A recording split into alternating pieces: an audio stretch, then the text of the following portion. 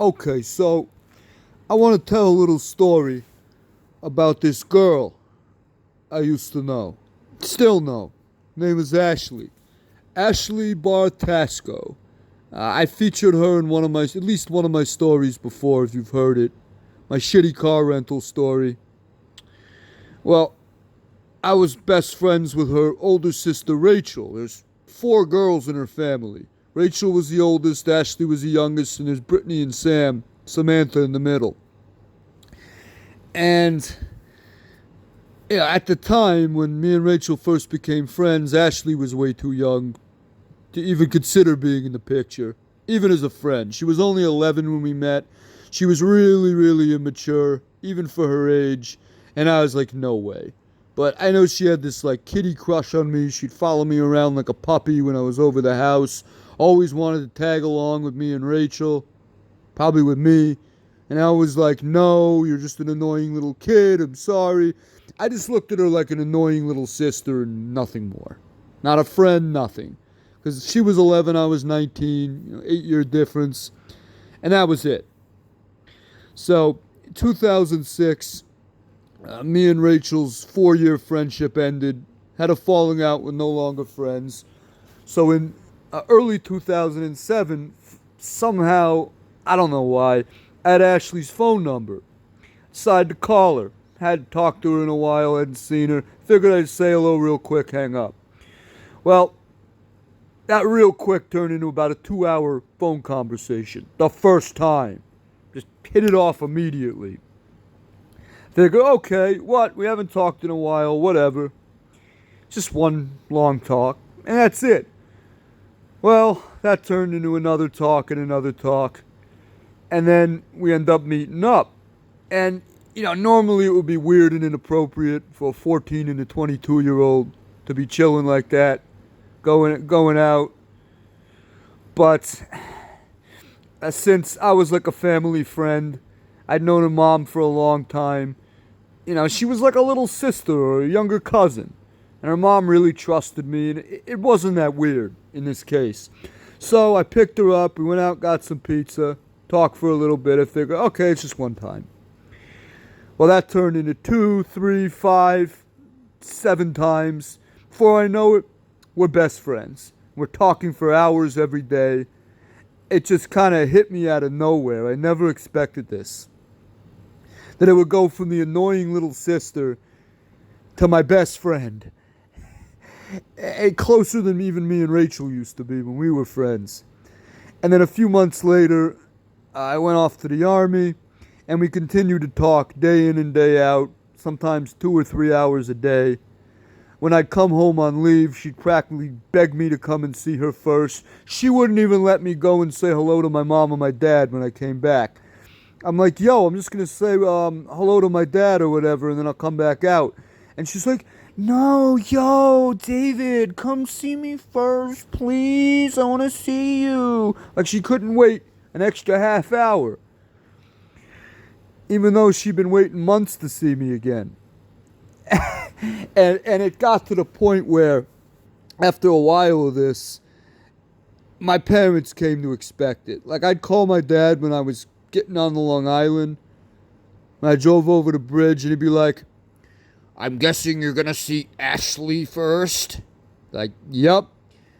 He goes, yeah, that's what I figured. I'll leave the door unlocked. Don't make any noise. I'm going to bed. Good night. And that's basically how it was every time I came home on leave for 4 years. And I spent most of the time I was home with her, over my own family, and she basically became my whole life. And as she got older and we got closer, I'm not going to lie, I fell in love with her. Which, psychologically is considered normal. And it wasn't like I was 40 and she was 16. Nah, it was 16 and 24. I never did anything to her. We were just friends. Or you could have even called it like, what do they say it, like one of those platonic romances where it's like you're dating but you're not because there's no physical relationship. Something like that. And I just loved her. I loved her more than I've ever loved another person. And I don't know if I ever will love anybody more. Save for maybe my own wife and children if I ever have them. And she was really, really good to me for a long time. For 5 years. And then in 2012, things started to kind of go downhill. I unfortunately spent a lot of money on her over the years. Now, not all of it was her fault. Sometimes I insisted on buying her gifts, even though she didn't really ask me for it. All in all, she ended up costing me roughly $10,000 over a 5-year period. I paid her phone bill. I bought her a lot of shit. I took her to California with me twice. Paid for everything. Lot of money.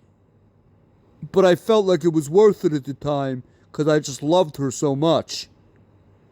And, yeah, but finally, it gets to the point where I just couldn't pay for her anymore. And I asked her to start chipping in, contributing. Like paying half of the phone bill and shit. And one day I finally asked her, like, look, I've been paying your phone bill for 3 years. And you need to start contributing. And it was only like $70 or $80 a month. But I'll never forget the day where she told me she didn't have the money. I said, why? How do you not have $80? She's like, oh, well, I needed to go to the tanning salon. Fuck you.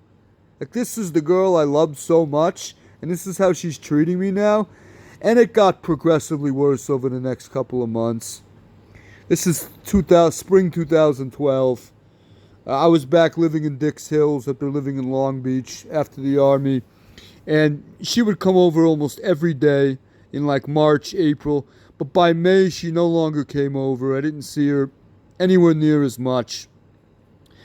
And then one day I discovered that, like she had this issue with being secretive, right? As opposed to Rachel, who was a total open book. Rachel never kept a secret from me. But Ashley would keep little secrets and refuse to tell me, and sometimes I suspected she was fucking with me. And she'd do it on purpose to get under my skin because she knew I hated it. And so one day, I find out that she blocked me on Facebook. Now I'm not even good enough to be her fucking Facebook friend. And I guess it was the straw that broke the camel's back, and I just flipped the fuck out on her. You could argue that I should have approached it differently, maybe talked to her about it in a more calm manner, but I just had enough. She'd been treating me like shit for the last couple of months, and I lost it. So on my own birthday, June 2nd, 2012, my own 28th birthday, I basically just flipped the fuck out, cursed her out, called her a fucking bitch, told her I don't want to see her anymore, and to her it came out of nowhere. She's like, huh? Why are you doing this? I'm like, fuck you, goodbye. And of course it's not goodbye. Yeah, right. And then like a week later we started talking again, and we got in another fight and stopped talking again, and this repeated itself several times over like a 3-week period. Until the day that we're arguing about this Facebook shit again. For the upteenth time. And she finally agrees to, like, unblock me. And I guess I might have pushed it a little too far, because her friends list was private too. And I simply just mentioned the friends list, and she just flips the fuck out and starts screaming and cursing at me through the phone. I mean, so loud I couldn't understand what she was saying, barely. Just anger and curse words. And she's like, yo, I'm coming over right now. And me and her had never ever been in a physical altercation. Not once in 5 years. But I always knew we were going to get in a fist fight someday. I didn't know when and where or over what. But I knew it was going to happen. And I'm like, she's coming over. We're going to fight. It's happening now. So I basically stood out in the driveway and waited for her. And, you know, car comes flying down the block, screeches into the driveway, and I start walking to the back of the house where my apartment was, because I didn't want the neighbors to see and call the cops. And she gets out of the car just so angry, right? Flipping the fuck out. And, I wear glasses, so I went to go take them off and put them down.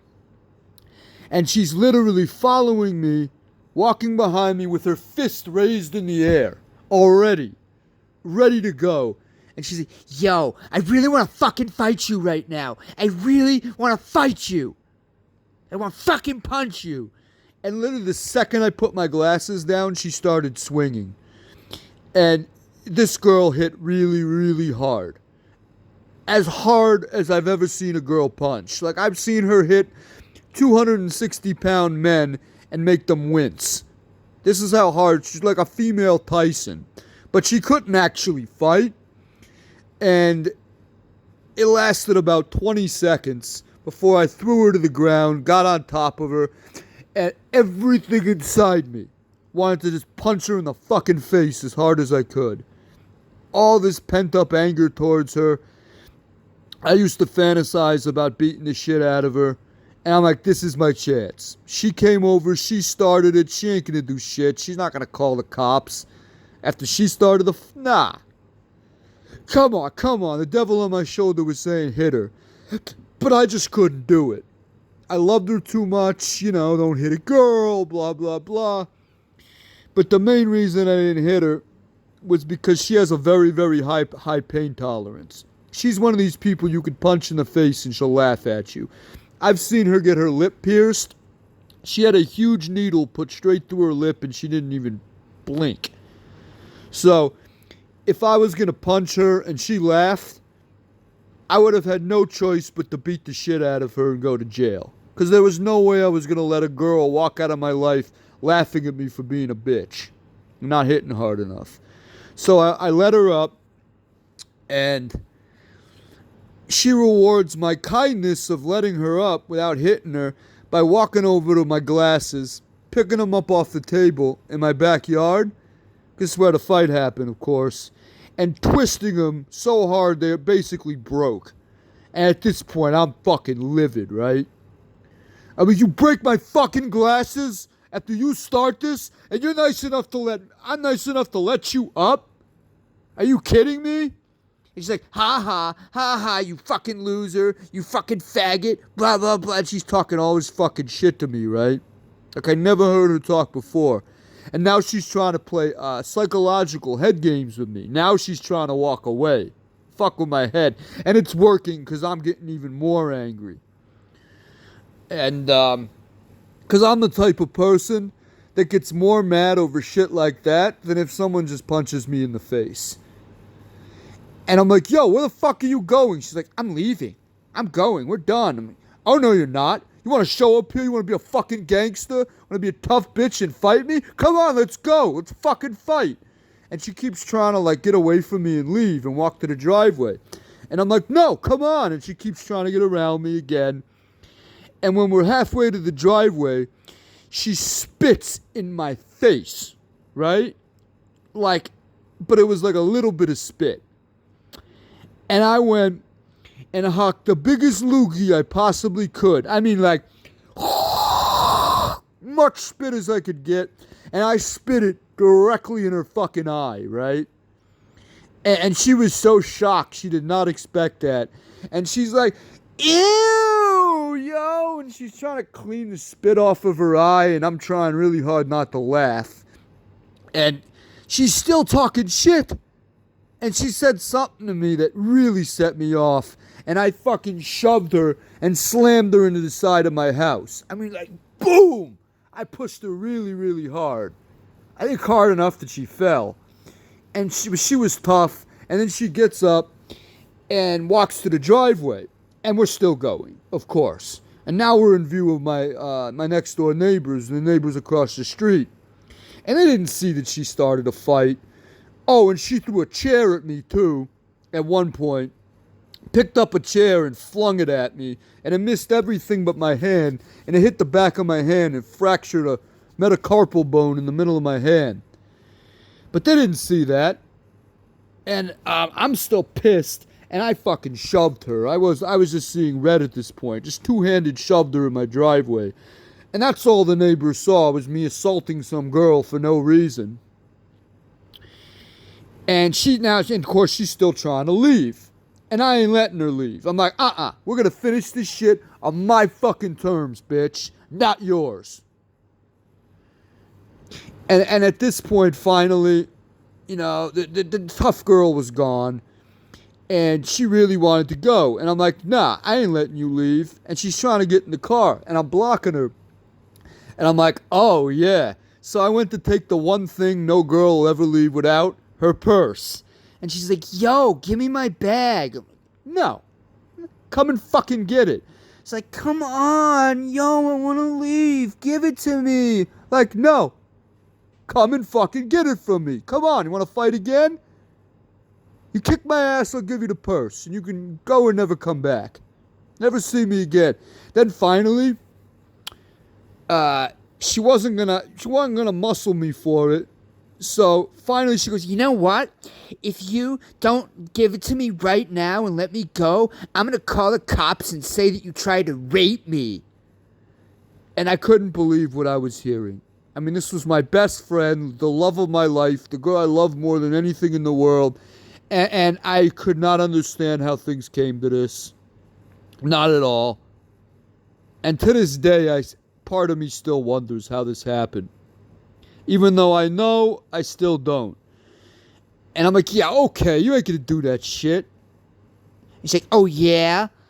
And she takes out her phone, dials like 3 numbers, I didn't see which ones, and it's like, hello? Yeah, I'm at like 12 Byron Place in Dix Hills, and me and my friend, we got in this fight, and then he tried to rape me. And I was like, holy shit. Oh my God, she's really... what the fuck? No way. But after a few seconds, I realized she wasn't talking to anybody on the other end. It was fake. She was trying to scare me. Then finally, she realizes, I know it now. She hangs up the phone, and finally, she all of a sudden just falls into my arms and starts crying her eyes out. I'd never seen her cry before, ever. She never seen me. Still hasn't. I never cried in front of her. But she cried right there, and she basically apologized. And I'm like, you know what? You got a long way to go to make this right. But you could start by driving me to Walmart to fix my glasses, Costco or whatever, because you almost broke them. Then you drive me to the VA hospital to get my hand checked out. And then that's it. So we get in the car. She drives me to both places. And thank God she did fuck up my hand. Because if she hadn't, we both would have been arrested and gone to jail. Because the neighbors across the street that saw me push her called the cops. And the cops showed up 5 or 6 times over a span of a couple of hours, 2 or 3 hours, looking for us. They'd come to the house, leave, come back like 30 minutes later, and they kept going and coming. And, in Suffolk County on Long Island, domestic violence laws are very strict, and they work both ways.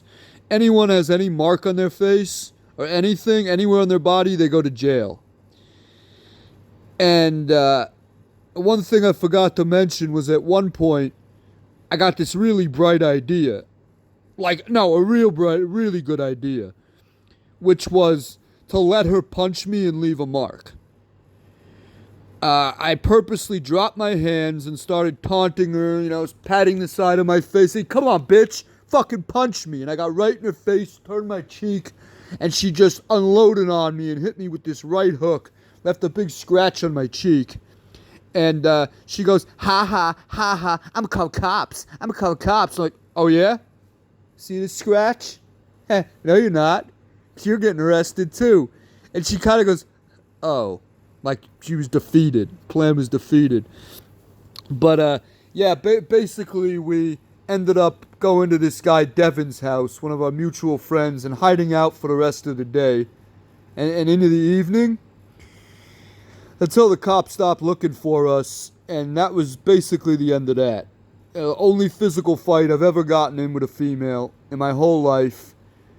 And I was hoping we would make up, but unfortunately, only about 2 weeks later, we got in another argument.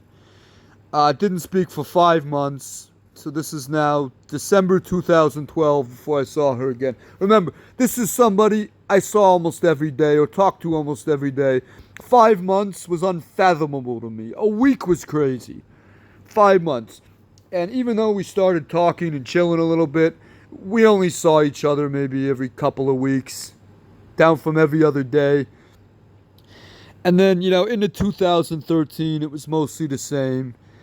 And we were just basically acquaintances. We went from best friends down to acquaintances. And that was it. And then in October 2013, I find out that she's been dating and hooking up with this guy, Devin. Now, mind you, Devin was the last guy she ever would have hooked up with. I never could have imagined that. But apparently this was really happening. Now, they were nice enough to keep this from me and not do it in front of my face. At least, give me that. But finally she decides one day to rub it in my face, tell me she's with Devin. And I'm like, what the fuck? You don't date mutual friends. Ashley was absolutely gorgeous. This was the type of girl guys would line up around the block just to talk to. She was that fucking sexy and hot. One of the most beautiful girls I ever knew in my life. And she could have got anyone she wanted. But you want to date our closest mutual friend? And I'm trying to explain to her that basically ruins it, right? Now I can't hang out with Devin anymore. The three of us were a pretty good threesome for a couple years. We all got along perfect. Never had an issue together. And not only is my relationship with Ashley ruined more, but now there's no more Devin either. So she fucked up, killed two birds with one stone. And so it's October 2013. I basically told her to go fuck herself. Because not only did she do this thing with Devin, but she has the nerve to look at me with a straight face and ask me, what's wrong? What's the big deal? Why can't we still be friends? We were friends until you started sleeping with this guy or whatever the fuck they were doing together. You ruined it. Good job. And then I ended up making up this this rap song about her where I completely fucking trashed her. I took every negative thing, insulting thing I could think to say about her, put it on a hip-hop track, put it online on SoundCloud where everyone heard it, including Devin and all his friends.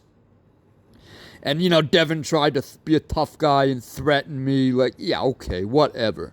I'm like, you know what? You want Ashley? You got her. You win, bro. In fact, I'm glad you stole her. Good luck with that. You can have her. Good riddance. And I didn't speak to her again until next May 2014, right before I went to Israel. And she invites me out to eat with her and Devin. Should have known. And her and Devin basically spent the whole time cuddling and making out at the table. To this day, I think that she invited me there just to rub him in my face. And I couldn't say anything because if I so much as acknowledged it, she wins. So I ignored it the whole time, pretended like it wasn't happening, finished eating, walked out, and went to Israel and haven't seen her since.